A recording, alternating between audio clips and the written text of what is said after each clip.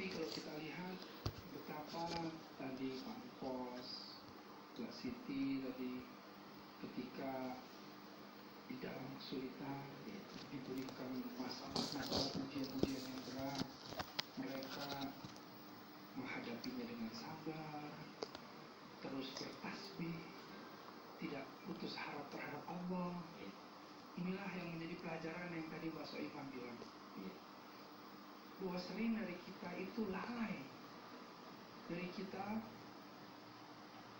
yang diberikan kelapangan harta, diberikan kehidupan yang lebih lapang, tetapi sedikit saja kita diberikan ujian, seringkali kita mengeluh.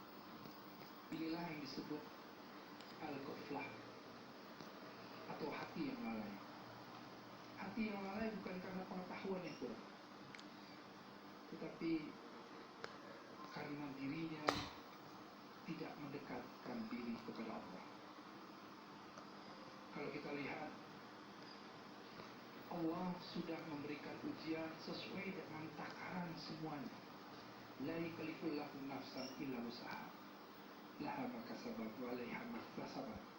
Allah tidak akan pernah membebani seseorang, tidak akan pernah membebani ujian yang orang itu tidak sanggup menanggungnya.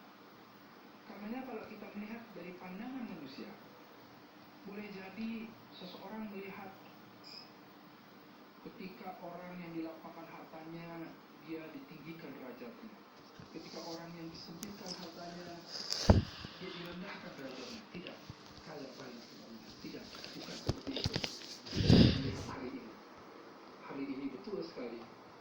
Di acara ini bukan hanya Mbak Kaimah, tapi saya juga banyak belajar. Di acara ini, alhamdulillah, saya ingin mengajak semuanya, pemirsa yang ada di rumah, yang ada di studio, betapa kita tidak boleh lepas dari rasa bersyukur kepada Allah. Bahwa sesungguhnya masih banyak orang-orang yang lebih diberikan ujian daripada kita semua, lebih berat ujian. Seringkali kita lupa, seringkali kita lalai, seringkali kita seuzon kepada Allah, seringkali kita merasa bahwa ujian kita sudah yang paling berat. Karenanya,